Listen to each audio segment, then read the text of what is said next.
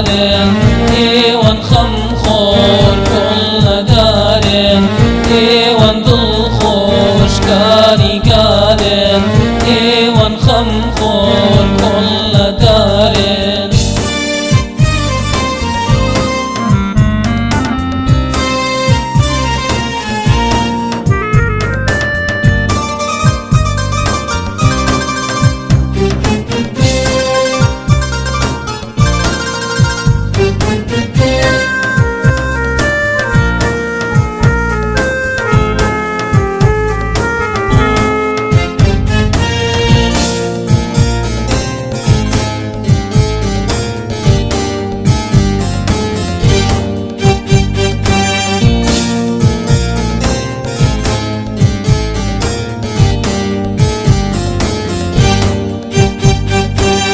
ايوان جيكي ري پیغمبر ايوان جيكي ري پیغمبر وقل رابا رو مجدادر وقل رابا رو مجدادر ملت تاوار وانا ليتا لا تاريخي بيه نادر ملت تاوار وانا ليتا لا تاريخي بيه نادر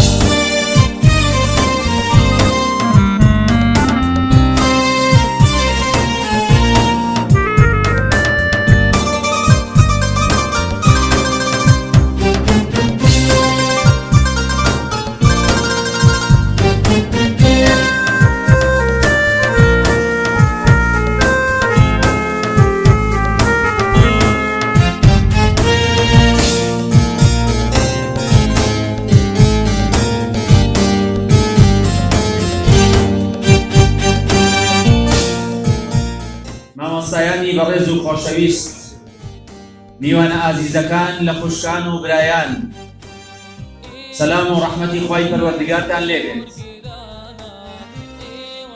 لەژێر دروشمی زانایەک نیو سەدە لە خزمەت میحراب و حجرەکانی کوردستاندا ئەمڕۆ لە کۆڕێکی ڕێز و وەفادا کۆبووینەتەوە بۆ یادکردنەوەی یەکێک لە کوڕانی ڕاستەقینەی ئەم خاکە، زانایەک کە ژیانی خۆی تەرخان کرد بۆ خزمەتی دین و زانستی شەرعی و حجرە و کۆمەڵگا. ئەویش جەنابی مامۆستا و مدەڕیس مامۆستا مەلا فەتاحی ئاروزەری بناویانی کە چرایەکی ڕووناک بوو، ژیانی پڕ بوو لە خزمەت، دڵسۆزی، ڕاستگۆیی و دوای خۆشی میراتێکی زۆر گەورەی زانستی و ئیمانی بەجێهێشت. دەڵێن هۆ مامۆستای مێزەر بەسەر، داری پڕبەر، سایە و سێبەر، سڵاوی خوات بڕژێتە سەر. بسم الله الرحمن الرحيم.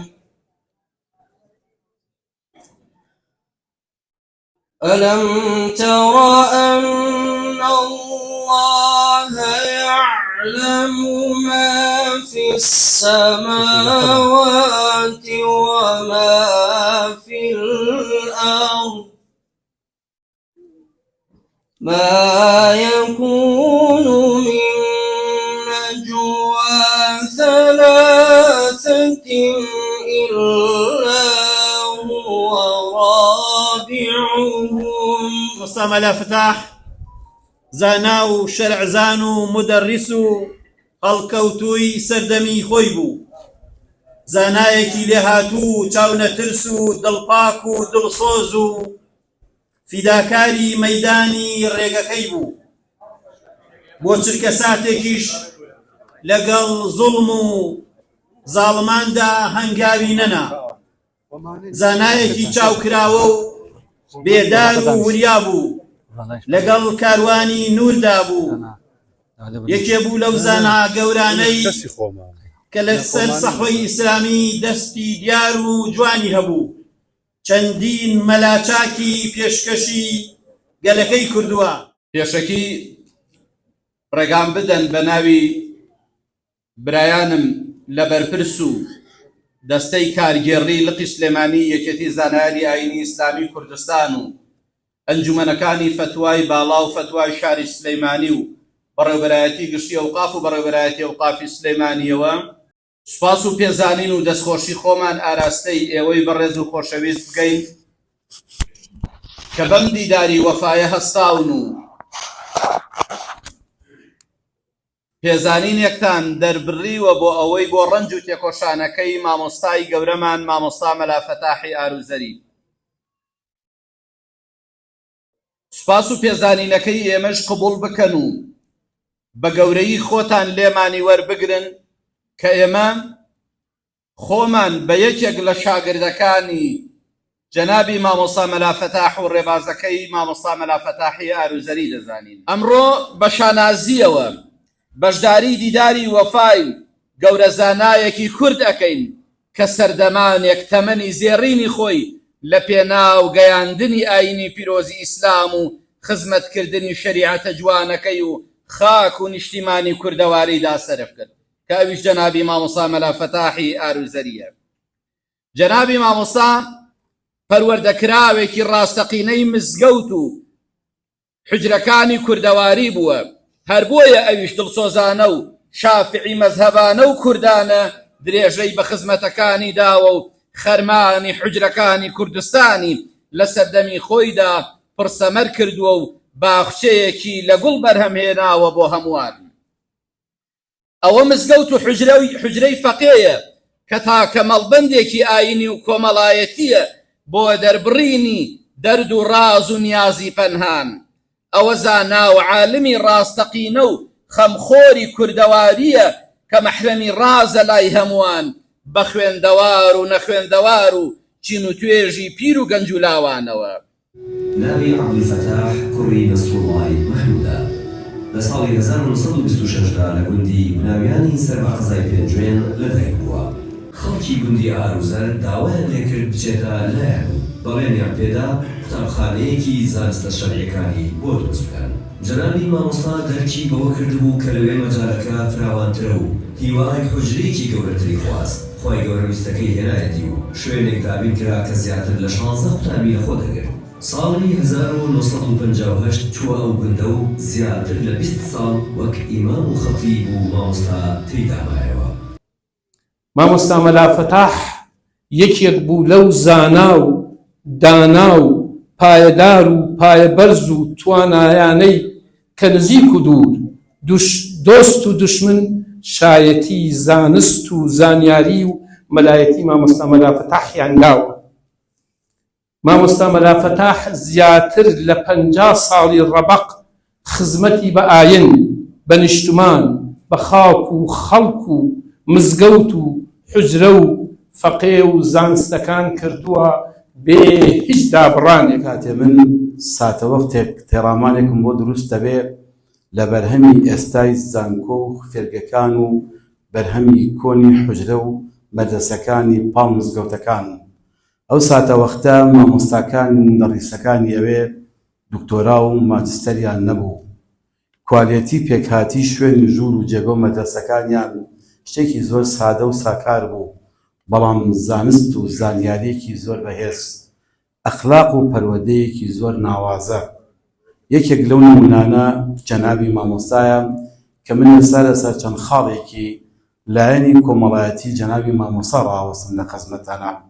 باشترین نمونە بۆ مامۆستا گوندی ئاروزەرە. مامۆستا خۆی بۆ خۆی خەڵکی ئەو گوندە نییە، بەڵام ئێستا بەو گوندەوە ناو دەرەکات. چونکە کاتێک کە دەچێتە ئەوێ بەڕووی ئەخلاقی توانی ئەو قیەمەی کە پێیەتی بە بەهای کردەوەی خۆی لە ناو کۆمەڵگەکەی ئەو مەنطقەیەدا وابی چەسپێنێ خەڵکی لە خوانی جیانەکەنەوە، نەڵێن خەڵکی ئەم لادێنی ئەم شوێنە نییە. خۆ زۆر مامۆستای تر هەون چەندین دێ و شوێنیان کردووە، بەڵام نمونەی ئەم جۆرە مامۆستایانی کە لە جێگەیەکە بە ئەخلاق خۆی دەستەپێنێ، خۆی دەسەلمێنێ بەبێ ئەوەی زبانی تیایشی تیا بکە، ئەمە زۆر گرنگە. کێکێکە لەو نموزەجە جوانانەی کە لە جەنابی مامۆستا مەلا فەتاحە بەدیەکرێ. باشترێکی تر نمونەکان بەڕاستی ئێمە لە خزمەتی هاوین، ئەچوینە هەر جێگەیەک لە خزمەتیا جاری وا بۆ شوێنانی کە دەچوین یەکەم جاری بوو مامۆستایان لەوێ زانایانێک بناسێ یا کۆمەڵێک بناسێ، بەڵام بۆ جاری دووهەم ئەوان ئەو داوڵ مامۆستا دەبیننەوە. چونکە کۆمەڵی سلوکیاتی زۆر جوان هەیە لە مەلایە کاتێک کە مامەڵاکە ئەبێتە واقعێک لەو شوێنەدا ئەوانەی کە بینیمانە بۆ جاری دۆم حەزەکەن بە خزمەت یەکێک لە هەرە فاکتەر و هۆکارە باشەکانی هۆکاری سەرکەوتنی داعی عیلمە. مامۆستا مەلا فەتاح بەڕاستی کە مامۆستایان باسییان کرد زۆر عالم بوو، پێویست ناکات لەوەیان من زیاتر لەسەری بەوە. مامۆستا مەشهورە لە عیلمی نەحو سەرفا، تەنانەت لە فقیشا مەشهورە ئەگەر فڵان عیلم بسووتایە مامۆستا مەلا فەتاحی ئالوزەری ئەینووسیەوە. داعی زۆر گرنگە عالم بێ، مامۆستا مەلا فەتاح عالم بوو، بەڵام تەنها عیلم بەس نییە. صفەتی دووەمی مامۆستا مەلا فەتاح وەکو داعیەک تەواضوعەکەی بوو. مامۆستا مەلا فەتاح زۆر متەواضع بوو. داعی ئەگەر عیلمی هەبێ بەڵام متەواضع نەبێت چاری گرانە لە بەردەمی خەڵکە. مامۆستا مەلا فەتاح زۆر متەواضع بوو. ئێمە فەقێیەکی یعنی بەڕاستی نەخوێنەوار بووین، بە معنەی کەلیمە نەخوێنەوار بووین، بەڵام مامۆستا مەلا فەتاح هەرگیز بێزار نەبوو لە فێرکردنمان، لە دووبارەکردنەوەی ئەو شتەی کە داوای دەکەینەوە پرسیارانی کە لێیەکەین. ئەوە زۆر گرنگ بۆ تەواضوعە. یعنی لە ئەم کتێبەی کە دابەش کراوە لە بەردەستانایە مامۆستا مەلا فەتاح بەو هەموو عیلمەوە ئەگەر ئەو شتانی تایە، ئەگەر کەسێک هاتە بیوتایە مامۆستا من هیچ لە قورئانی پیرۆز نازانم، فێری قورئان بکە، مامۆستا لە ئەلفبێەوە دەستی پێکرد قورئانی پێوت. ئەوە تەواضوعی داعیە بەڕاستی مامۆستا مەلا فەتاح ئەو صفەتی هەبوو. بە ناوی بنەماڵەی مامۆستا مەلا فەتاحی ئاروزەری و هەموو خزمانی ئاروزەری تاک بە تاکیان و هەروەها خزمانی میرەولی بە خێرهاتنی هەموو ئێوەی ئەزیز و خۆشەویستەکەین کە تەشریفتان هێناوەتە ئێرە بۆ ئەم دیدارە جوانە قەشەنگە مەزنە کە باز لە زانایانی کورد دەکا، مێزەر بەسەرانی پەروەردەکراوی ناو زانکۆی حوجرەکان دەکا کە هەموو ژیانی خۆیان لەگەڵ خەڵکا بوون، لەگەڵ میلەتا بوون، لە زانیانە، لە ژانیانە، لە خۆشیانە، لە دەربەدەرێتیانە، لە ئیسراحەتیانە، لەگەڵ ئەوانە ژیاون، هەڵس و کەوتیان کردووە، هەبوو بوون، نەبوو بوون، ئاوێتەی ناو خەڵک بوون، لەگەڵ ترپەی ئەواندا، لەگەڵ ڕۆح و گیان و ژیانی ئەواندا هەناسەیان بردۆتە سەر. و هەر بە ناوی بنەماڵە و هەموو خزمانەوە سوپاسی تایبەتیمان هەیە بۆ سەرۆکایەتی زانکۆی سلێمانی کە بۆ یەکەم جار دەرگا واڵا کرا کە باس لە زانایەکی گەورەی کورد بکرێت کە ئەمەش بێتە دەقێک کە ئەم شوێنانە شایستەن بۆ ئەوەی کە دەرگایان بکرێتەوە، باز لە دیداری زانایان بکرێت. بە تایبەتی زۆر سپاسم هەیە بۆ جەنابی پرۆفیسۆر دکتۆر مەریوان کە زۆر بە پەرۆشەوە وتی ئەمە بەرەکەتی مامۆستایە کە لیژنە ڕێدرا بەوەی کام کارانە ئەنجام بدرێت ئەگەرچی چالاکی خودی زانکۆکەش نەبێت. و هەروەها سوپاس و پێزانینمان هەیە بۆ کەناڵی قەشەنگی میحراب کەوای کردووە لە هەموو ماڵەکاندا میحرابێک هەبێت، نەک تەنها لە مزگەوتەکان، کە دنیای جوانی و قەشەنگی، برایی و تەبایی، ئاینی پاک و بەرز و پیرۆزی ئیسلام بگێنێتە ناو هەموو هۆدەی میوان و ماڵ و حاڵ و ژیانی ئێمە کە بە هەموو شێوازێک جوانێتیەکانی ئەم ئیسلامەتیە پەخشەکاتەوە بۆ ناومان.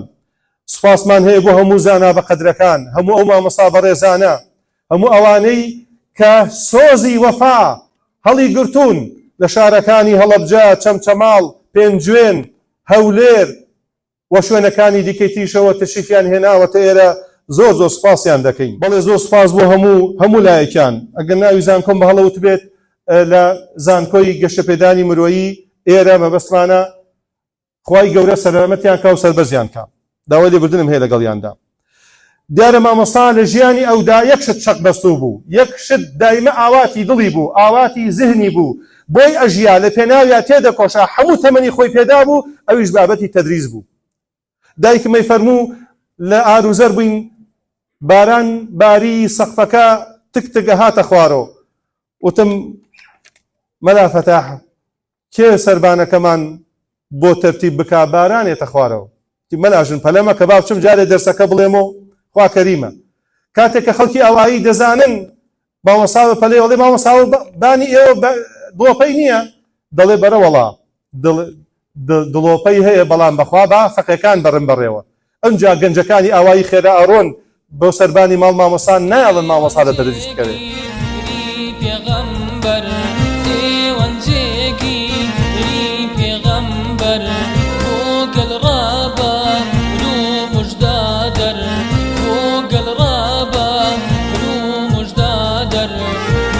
التوار وانا ليتا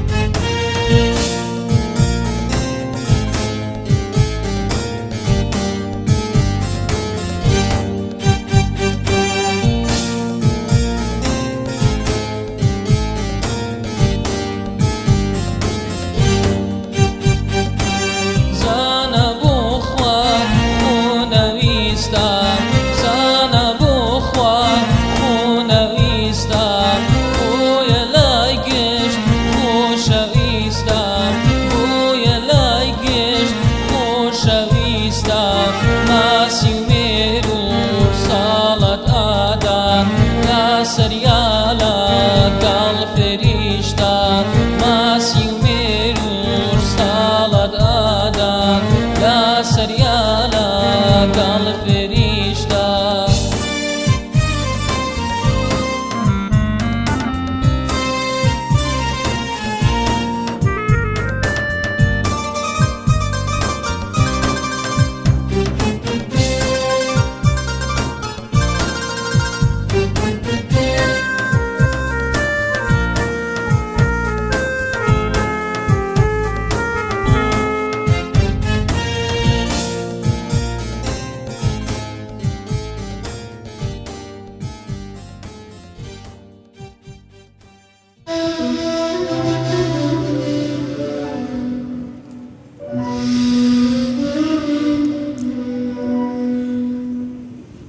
بدو يا